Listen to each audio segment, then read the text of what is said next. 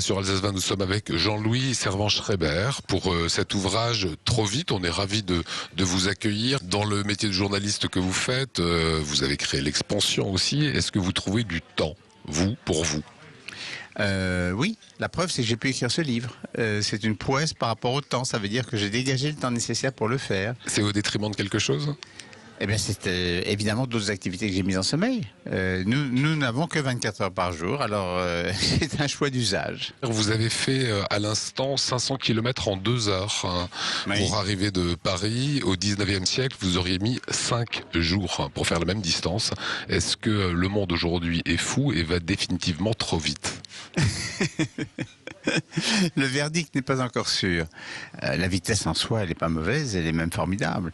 Mais la précipitation dans laquelle elle nous met nous coupe en gros de la maturation et de la réflexion. Et ça n'est pas rien.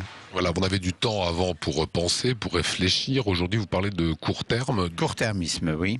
C'est un peu comme si nous sommes tellement absorbés par le présent et par le fait de conduire vite, ce que nous avons à faire dans le présent, que nous n'avons plus de visibilité sur l'avenir, plus le temps d'y penser et plus de perspective à l'horizon. L'horizon est au bout de nos chaussures en quelque sorte. Et curieusement en même temps, de moins en moins de recul par rapport au passé parce que en même temps nous oublions. Ça, c'est un constat. Quelles sont les solutions à cela? Comment est-ce qu'on peut sortir de ce stress de l'horloge et de la pendule qui tourne? Encore une fois, il n'y a pas de solution facile. Prenons un exemple.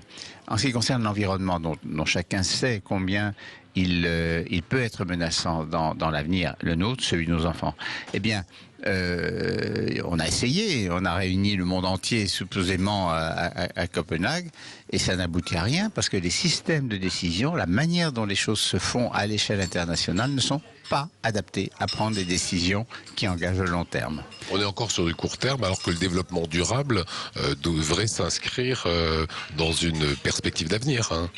Le développement durable, comme son nom l'indique, devrait se préoccuper de l'avenir, mais ça peut se faire au niveau d'une entreprise, ça peut se faire dans des initiatives limitées, ça peut se faire dans des aménagements urbains, ça peut se faire dans des inventions de produits, bien sûr. Et ça se fait d'ailleurs, et il y a des progrès partiels. Mais quand on est sur des questions aussi fondamentales que l'économie de l'énergie, que le risque climatique, là on est obligatoirement dans un cadre international et il n'y a pas de système qui marche.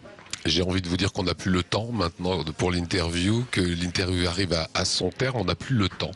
On a l'habitude. Et c'est une expression, on n'a pas le temps, qui revient. On a le temps, mais on ne sait pas l'utiliser. Nous avons tous le même temps, 24 heures par jour, et ça, on n'y peut rien, c'est une donnée. Seulement voilà, c'est l'usage qu'on en fait.